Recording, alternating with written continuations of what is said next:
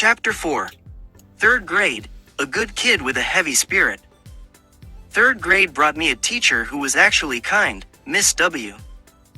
She saw that I was a good kid. She gave me a Superman cup, and one time she even took me out for ice cream. She tried to reward my good behavior, and for a little while, it helped.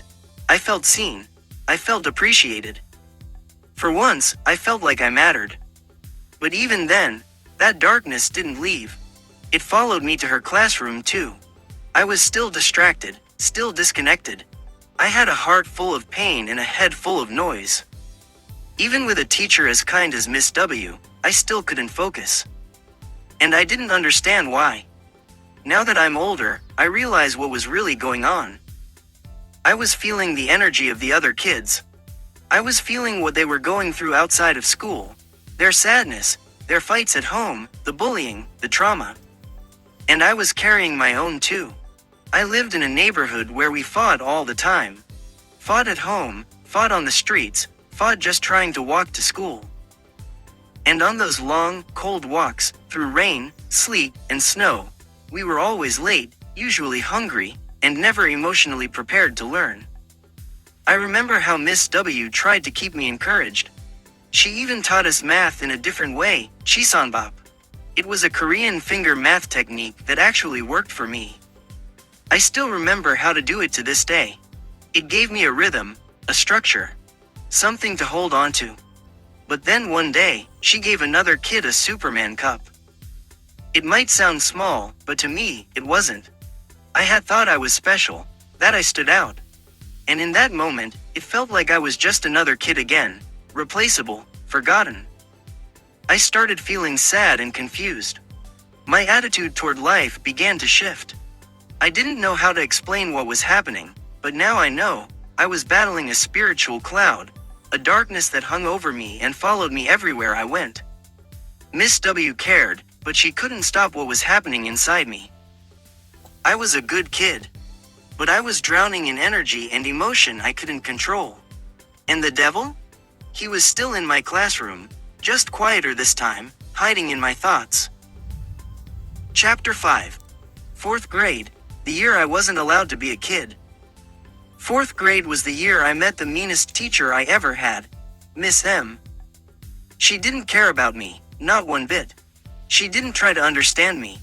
And she was the first teacher to give me a detention slip. I remember it clearly. I had a chocolate-covered pretzel I bought that morning from the corner store, because we didn't have breakfast at home. We used to walk almost 2 miles to school every morning. As kids, it felt like 10 miles. Especially in bad weather, with empty stomachs. At that time, I was making $2 a day sweeping hair at the barber shop. That little money helped me buy something sweet in the morning. What kid doesn't like candy? That little treat made the walk worth it sometimes. But Miss M saw me eating that pretzel and decided it was a problem. She didn't ask why. She didn't ask if I was hungry. She gave me a pink detention slip like I was a criminal. I'll never forget the feeling. I wasn't just being punished, I was being judged. Like I didn't belong there. Like she already wanted to see me fail.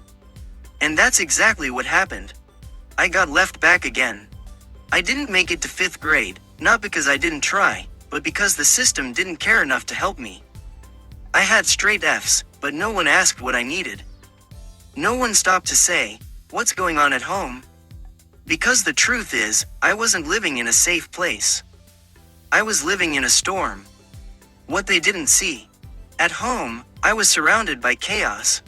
My family was struggling with addiction. I had aunts and uncles who were fighting their own demons, and I was just a child trying to survive in the middle of it. Miss M didn't see that. All she saw was a little black boy eating a pretzel in the morning. And she punished me for it. I started to feel like school wasn't made for kids like me. Not kids who walked through cold, hunger, and spiritual warfare just to show up. I felt like I was being targeted, not taught. I never made it to the 5th grade. They said I was too old. But no one ever asked me why I was behind in the first place. That year, I stopped trying to prove myself. Because no matter what I did, they had already made up their minds. And the devil? He was right there in that classroom, smirking behind Miss M's glasses. Chapter 6. 6th grade. Looks can be deceiving. 6th grade felt like a new world. I was excited. It felt like a fresh start, like maybe I could finally breathe.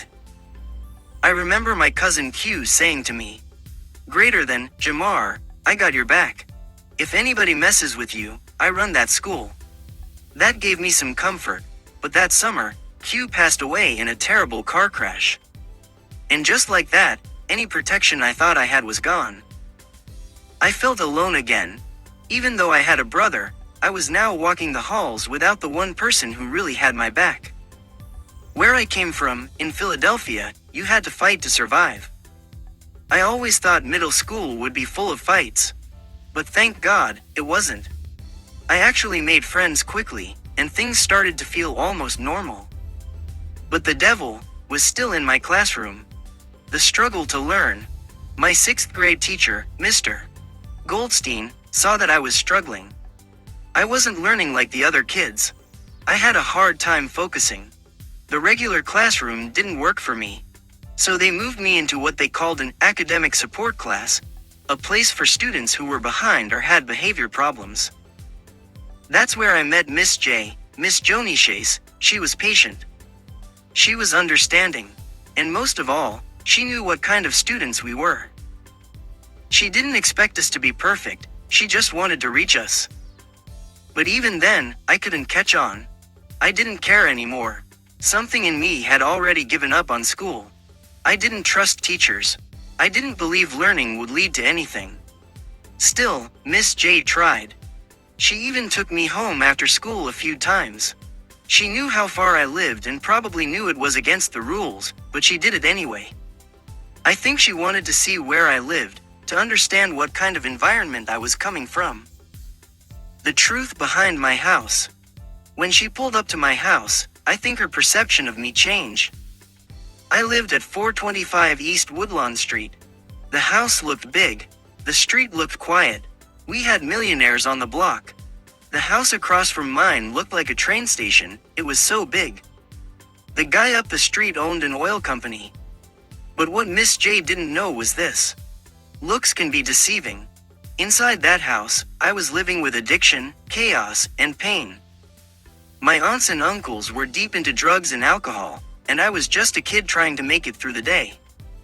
It didn't matter how big the house was. Inside, I was living in a spiritual war zone. Miss J meant well. She showed me kindness. But kindness couldn't stop the storm I was walking through. And the devil? He wasn't just in the classroom anymore. He was in my home, in my spirit, and in my silence. Chapter 7. 7th grade, a flash in the pan. 7th grade was a blur. I honestly don't remember much about it, not because nothing happened, but because everything passed by so fast. It was like one of those moments where you blink, and a whole year is gone. I didn't have fun. I don't remember the classmates. I don't remember any lessons or classwork. It felt like I was just showing up, just to exist. There was no excitement, no connection, no purpose. The only thing I remember clearly is that I was disconnected, from myself, from the teachers, from the system. I didn't care about school anymore. I didn't trust it, didn't expect anything from it, and didn't believe I belonged there anyway. It was like walking through a fog every day. I would sit in class, hear the voices around me, watch the other kids interact, but none of it landed. It felt like I was outside my body, just watching it all go by. I wasn't misbehaving. I just wasn't there. Emotionally, spiritually, I had checked out. The devil was quiet, but present. 7th grade wasn't loud. There wasn't a big explosion of drama or pain. Instead, there was a silence, a numbness that settled into me like a shadow. I wasn't fighting anymore, I wasn't running. I wasn't even reacting. I was just existing, floating through hallways, sitting through lessons I couldn't connect to, walking home with a heavy heart and an empty soul. And the devil? He didn't have to do much anymore. Because by then, I had started doing the job for him. I was already giving up. Chapter 8. 8th grade, recognized for who I was. 8th grade brought me something I didn't expect. Recognition.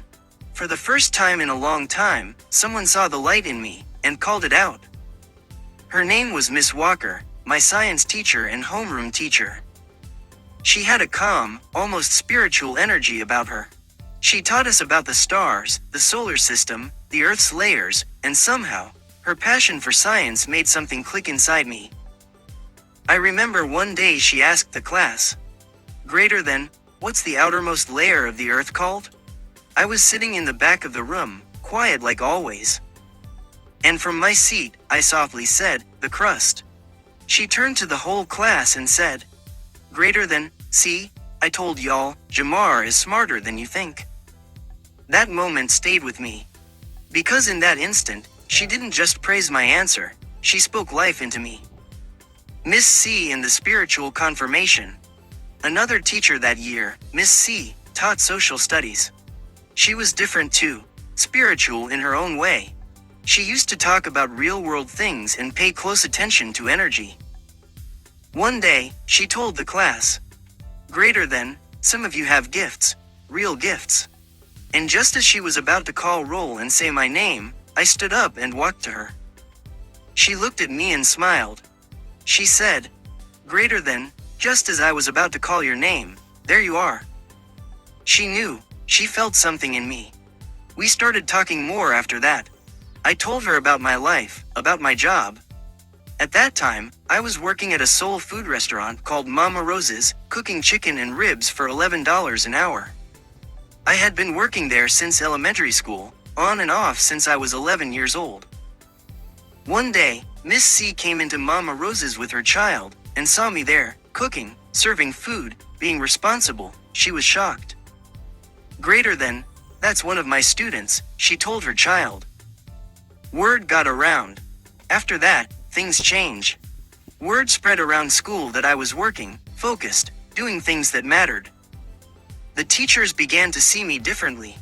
I wasn't just that quiet kid in the back anymore.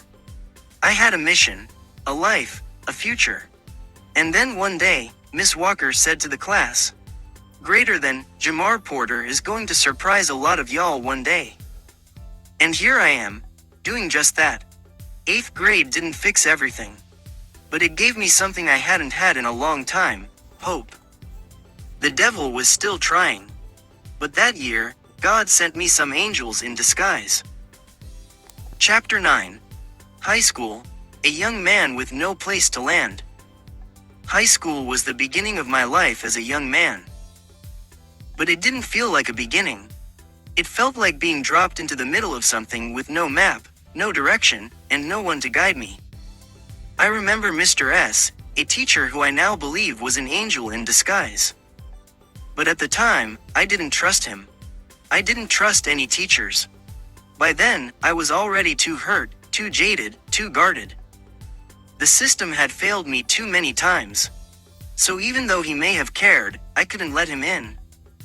The devil had coiled around my trust, and I didn't know how to untangle it. 4 years of just being there. I was in high school for 4 years, but I was never really there. I had no guidance, no direction, no motivation. There were people who might have cared, but I couldn't feel it. Because by then, I didn't care. I never even bought a gym uniform. I had the money to buy one, but I didn't. And what most people didn't know was, I was actually a good gymnast. I remember watching another student flipping across the gym floor one day, and deep down, I knew I could do the same, maybe even better. But I never showed it, I never joined in. I kept that part of myself hidden. Because school didn't matter. No matter what I did, I felt like I wasn't going to go anywhere. I performed outside of school. Ironically, on the weekends, I was out performing with a marching band. And at the end of our routines, I would finish with somersaults and flips. People would cheer. I had rhythm, talent, and stage presence. But none of that ever made it into the classroom. It was like I lived 2 different lives. One where I was talented, and one where I was trapped.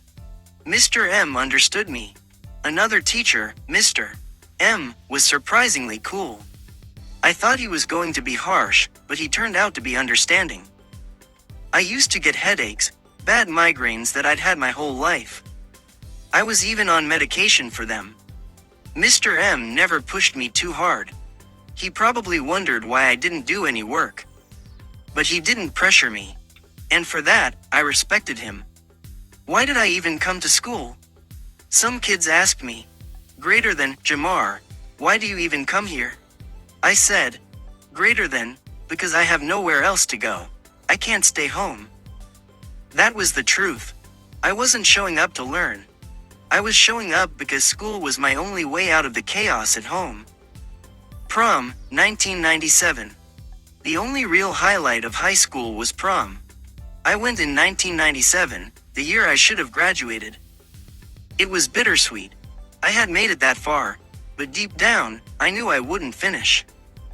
Not long after prom, I dropped out. But I was always more than they knew. Despite everything, I still had talent.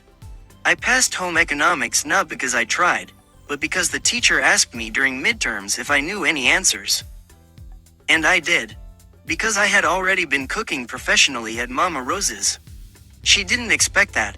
She didn't know I was a young chef. She gave me a D, but I also got a 1 in behavior, which she never gave to anyone. I was quiet, focused, respectful. But I was also disconnected. Because I didn't matter to the system. So why should it matter to me? High school didn't break me. But it didn't build me either. It just reminded me that I was on my own. Final chapter. I struggled so they didn't have to. After I left high school, I didn't give up. I just took a different path. I went on to barber school, and while doing that, I was working 3 jobs. I was married. I had 3 children, and the 4th came along after that. I was building a life no one thought I could. A life that school never prepared me for. But that pain trained me for. I went to school to become a personal trainer. I went to school to become a professional detailer. I even homeschooled my son. Not only did I push myself to learn skills the system never offered me, I also spoke life into my kids. I gave them what I never had. Belief, encouragement, support, power. Now I watch my kids thrive. One of my kids is on the path to becoming a nurse. Another is deciding whether to become a doctor or choose a different way to help others. My oldest is building a family and preparing to raise children in love and stability. My youngest is already shining in soccer and standing out. And they ask me, greater than, Dad, why did you go to so many schools? Why didn't you do well in school? I tell them, greater than, I struggled so you wouldn't have to. The strength in you, that came from me. The pain became my power. Through it all, the blood clots, the lupus, the weight battles, the cardiovascular disease. I kept going. I wake up every day on purpose. And as long as God gives me breath, I'll keep walking in that purpose. I became a coach, a healer, a motivator. I trained people, not just in the classroom, but in the wellness world. I helped people become barbers, business owners, and better versions of themselves. I even opened my own barbershop. Yes, I still have to fight to stay healthy. Yes, I still face spiritual battles. But most of all, I live. Day by day, on a positive note. To you, the reader. To everyone who's read this. To anyone who's ever felt unseen, unheard, or unworthy. Thank you for walking through these pages with me. This has been Jamar Porter. Speaking his life, his truth, and his victory. Be blessed, be happy, and keep going. Till next time, God bless.